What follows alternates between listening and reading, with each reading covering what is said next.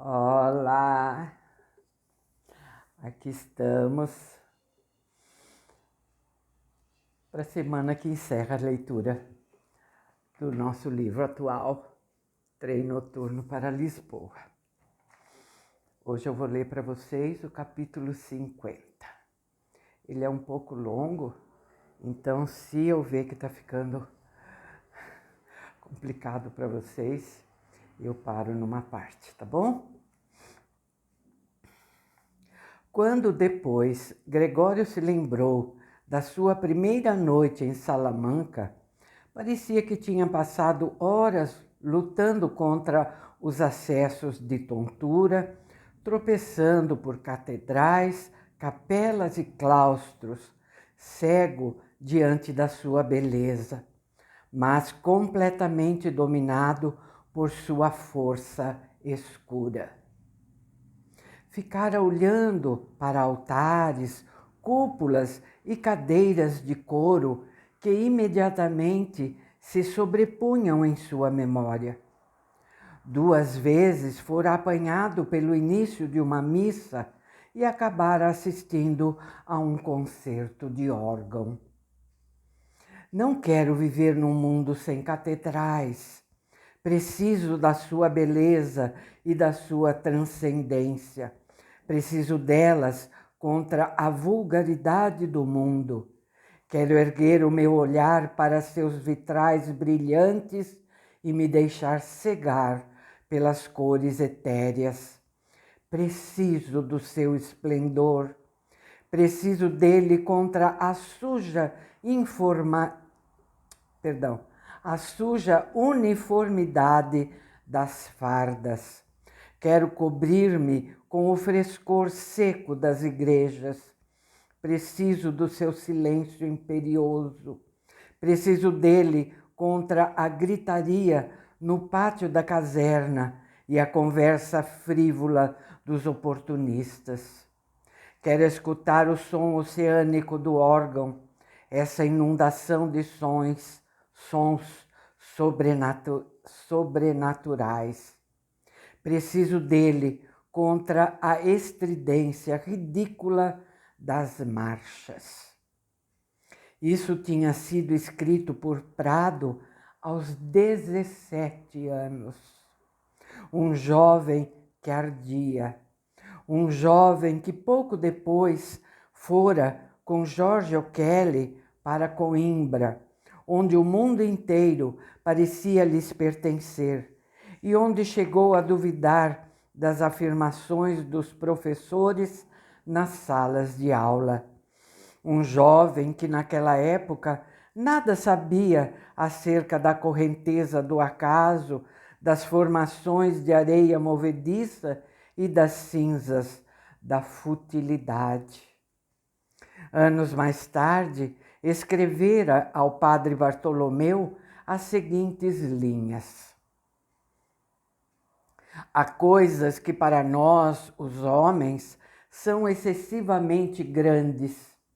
A dor, a solidão e a morte, mas também a beleza, o sublime e a felicidade. Foi para isso que criamos a religião. E o que acontece quando a perdemos? Acontece que aquelas coisas continuam sendo excessivamente grandes para nós. Resta-nos então a poesia da vida de cada um, mas será ela suficientemente forte para nos sustentar? Do seu quarto de hotel, Gregórios podia ver a catedral velha e a nova. Quando batia a hora, ele ia até a janela e olhava para as fachadas iluminadas. Foi ali que vivera San Juan de la Cruz. Florence viajara para cá várias vezes enquanto escrevia sua dissertação sobre ele. Ela viera com outros estudantes. Ele não tivera vontade de acompanhá-la. Ele não gostava da maneira como ela e os outros expressavam seu entusiasmo pelos poemas místicos do grande poeta. Não se podia falar de poesia de maneira exaltada. Poesia era para ser lida. Lia-se com a língua, vivia-se com ela, sentia-se como ela nos tocava, transformava, como ela contribuía para que a vida ganhasse uma forma própria, um matiz, uma melodia. Não se falava nisso, muito menos se fazia dela bucha de canhão de uma carreira acadêmica. Em Coimbra, ele se perguntara se afinal não teria perdido uma vida na universidade. A resposta era não. Voltou mais uma vez a se ver em Paris, sentado no Lacopole, arrasando os colegas tagarelas de Florence com a sua língua afiada e os seus conhecimentos de Berna. Não. Mais tarde, ele sonhou que Aurora rodopiava com ele na cozinha de Silveira, ao som de música de órgão.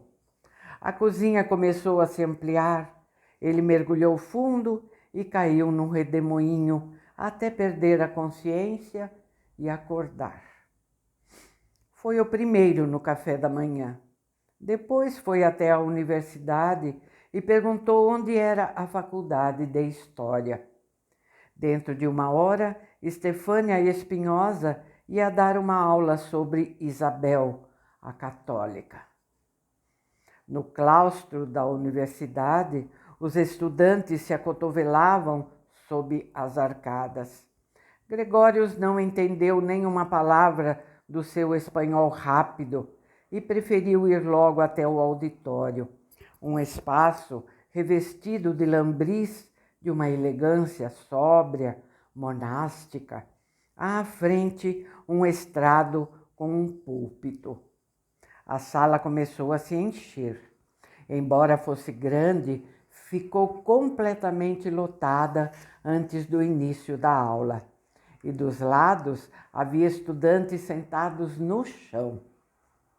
Eu detestava aquela pessoa, o cabelo comprido, negro, o andar provocante, a saia curta.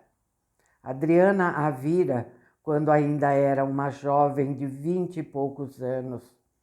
A mulher que entrou agora tinha quase 60. Viu à sua frente os olhos brilhantes, aquele tom de pele estranho, quase asiático, a gargalhada contagiante, aquele andar requebrado, e simplesmente não queria que tudo aquilo se extinguisse. Não podia querer, dissera essa sobre Prado. Ninguém poderia querer, pensou Gregórios, nem agora, especialmente se a ouvisse falar. Ela tinha uma voz de contralto escura e velada e pronunciava as duras palavras espanholas com um resto de suavidade portuguesa. Logo no início desligara o microfone.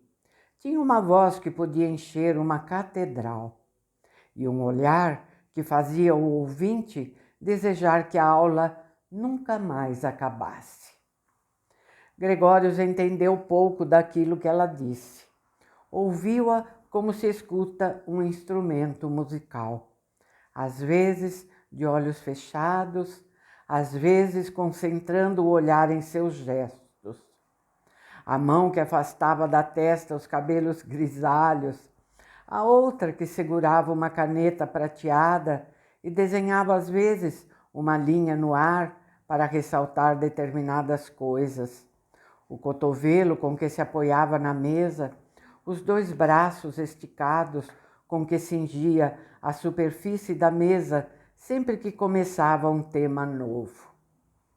A moça que começou como empregada dos Correios, que tinha uma memória fenomenal, que guardava todos os segredos da resistência, a mulher que não gostava quando o Kelly segurava a sua cintura na rua, a mulher que sentara ao volante em frente à Casa Azul e dirigira para salvar a sua vida até o fim do mundo.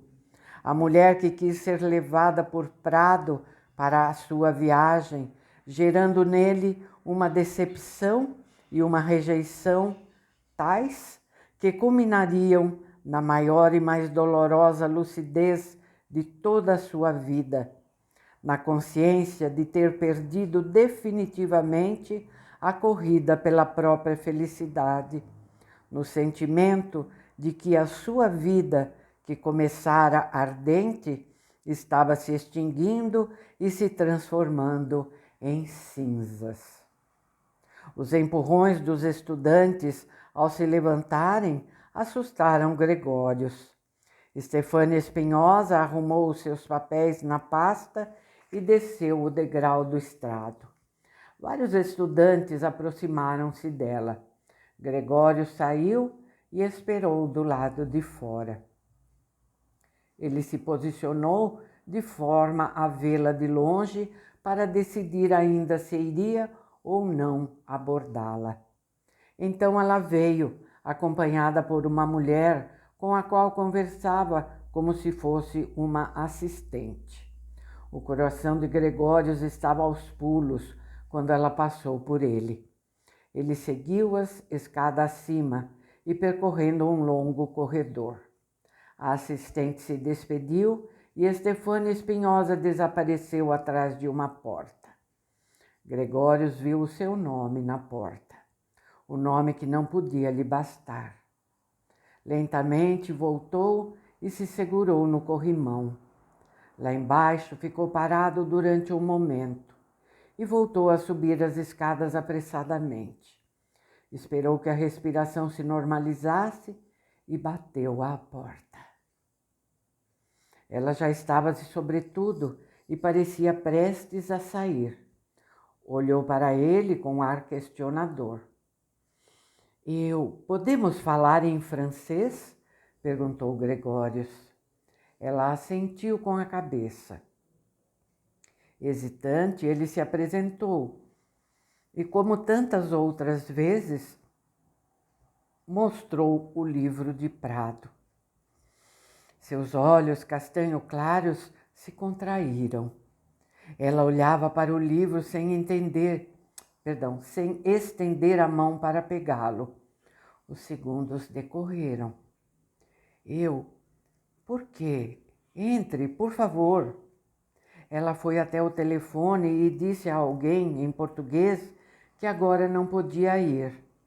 Em seguida, tirou o sobretudo. Pediu a Gregórios que se sentasse e acendeu um cigarro. Tem alguma coisa aí sobre mim? Perguntou, exalando fumaça. Gregórios negou com a cabeça. Então, como é que o senhor soube de mim? Gregórios contou-lhe. Falou de Adriana e de João Essa, do livro sobre o mar tenebroso que Prado lera até o fim, das pesquisas no sebo, do texto, da contracapa dos seus livros. Não mencionou O'Kelly, nem os últimos escritos com a letra minúscula. Então ela quis ver o livro e leu. Acendeu um novo cigarro. Em seguida, olhou para o retrato. Então ele era assim quando jovem. Nunca tinha visto uma fotografia dele desse tempo. Gregórios explicou que nem pretendera saltar em Salamanca, mas depois não resistira. A imagem de Prado era tão incompleta sem ela, mas ele sabia perfeitamente que era um desaforo aparecer assim de repente, sem avisar. Ela se levantou e foi até a janela. O telefone tocou, ela não atendeu. Não sei se quero, disse, falar daquela época, quero dizer.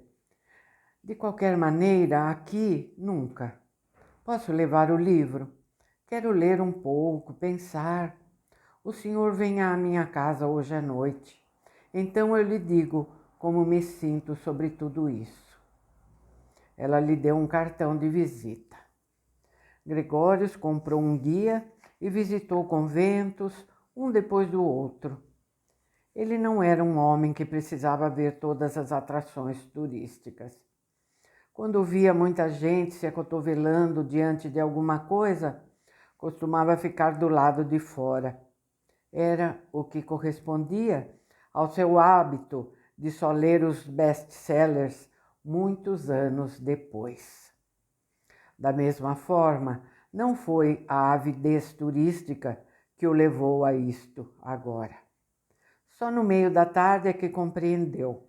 A convivência com Prado transformara a sua percepção e a sua reação a igrejas e conventos. Pode haver uma seriedade mais séria do que a seriedade poética? Perguntara a Ruth Gostich e David Lehmann. Isso o ligava a Prado. Talvez fosse esse o elo mais forte. Mas o homem que de um coroinha ardente se transformara em um sacerdote ateu, parecia ter dado mais um passo que Gregórios tentava agora entender, enquanto percorria naves e claustros. Teria ele conseguido projetar a seriedade poética das palavras bíblicas para os prédios que haviam sido criados a partir dessas mesmas palavras? Era isso? Poucos dias antes de Prado morrer, Melody o vira saindo de uma igreja. Quero ler as poderosas palavras da Bíblia. Preciso da força irreal de sua poesia. Amo as pessoas que rezam. Preciso da sua imagem. Preciso dela contra o veneno traiçoeiro do supérfluo e da negligência. Essas tinham sido as sensações da sua juventude. Mas com que sentimentos entrou na igreja o homem que esperava que a bomba relógio no seu cérebro explodisse? O homem para quem, depois da viagem ao fim do mundo, tudo se transformara em cinzas? O táxi que levou Gregórios até a casa de Estefânia Espinhosa teve de parar num sinal vermelho. Ele viu na vitrine de uma agência de viagens um cartaz com cúpulas e minaretes. Como teria sido se nas terras do Levante Azul, com suas cúpulas douradas, ele tivesse escutado todas as manhãs o apelo do muezim? Se a poesia persa tivesse contribuído para determinar a melodia de sua vida? Estefânia Espinhosa estava de jeans e usava um suéter azul escuro. Apesar dos cabelos grisalhos, parecia ter 40 e poucos anos. Ela preparara uns sanduíches e serviu chá. Precisava de mais tempo.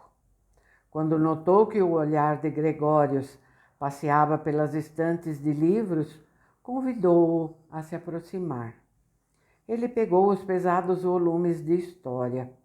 Como sabia pouco da Península Ibérica e de sua história, constatou. E lhe contou dos livros sobre o terremoto de Lisboa e a peste negra. Ela, por sua vez, pediu que lhe falasse da filologia clássica e continuou perguntando sempre mais. Ela estava procurando saber que pessoa era essa a quem ela contaria a sua viagem com Prado. Ou apenas precisava de mais algum tempo, pensou Gregórios. O latim, disse ela finalmente, tudo começou por causa do latim. Havia aquele rapaz, um estudante que nos ajudava nos correios. Um rapazinho tímido que estava apaixonado por mim e achava que eu não percebia isso. Estudava latim. Finis terrae, disse ele um belo dia, quando veio parar em sua mão uma carta para Finisterra. Em seguida, recitou um longo poema em latim que falava também do fim do mundo. Aquilo me agradou. Ele recitava a poesia em latim sem deixar de separar as cartas. Ele sentiu que eu gostava e continuou o tempo todo, a manhã inteira, a recitar de cor. Comecei a aprender latim às escondidas. Ele não podia saber nada, teria interpretado mal o meu interesse. Era tão improvável que alguém como eu, uma simples empregada dos Correios, com uma formação escolar péssima, aprendesse latim. Tão improvável. Eu já nem sei o que mais me atraiu, a língua ou essa improbabilidade. Fiz progressos rápidos, tenho boa memória. Comecei a me interessar pela história romana. Eu lia tudo o que se conseguia encontrar. Depois também livros sobre história portuguesa, espanhola e italiana. Minha mãe tinha morrido quando eu ainda era pequena e eu morava com meu pai, um ferroviário. Ele nunca tinha lido livros.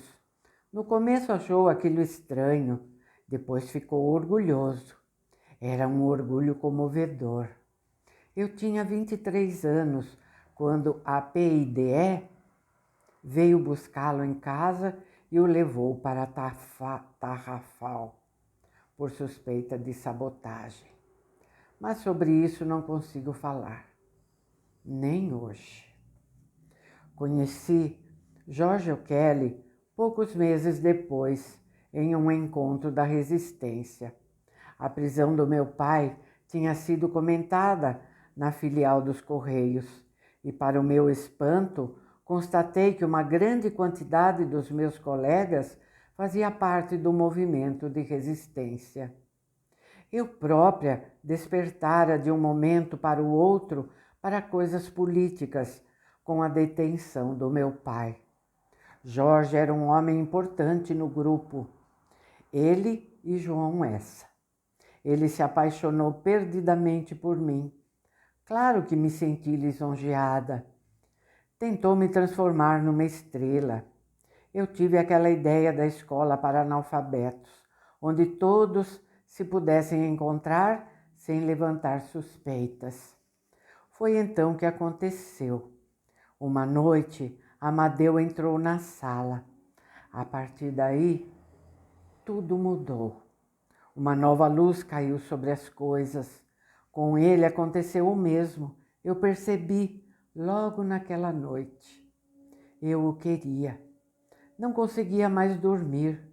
Fui procurá-lo várias vezes no consultório, apesar dos olhares de ódio da irmã dele. Ele queria me abraçar. Tinha dentro dele uma avalanche prestes a se soltar. Mas ele me repeliu. Jorge, repetia, Jorge. Comecei a odiar Jorge. Uma vez fui bater lá por volta da meia-noite. Caminhamos por algumas ruas ali perto. De repente ele me puxou para uma entrada. A avalanche se soltou. Que isso nunca mais volte a acontecer, disse depois, e me proibiu de ir visitá-lo. Foi um longo e torturante inverno. Amadeu deixou de aparecer nos nossos encontros. Jorge estava doente de ciúmes.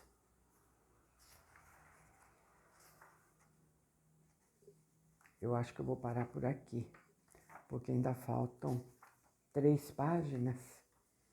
Acho que vai ficar muito longo, né? Tá bom? Amanhã eu continuo esse capítulo, tá? Depois temos só mais 2, o 51 e o 52, e aí terminamos o livro, tá bom? Aí na sexta-feira eu anuncio o livro novo. Ah, tá bom assim?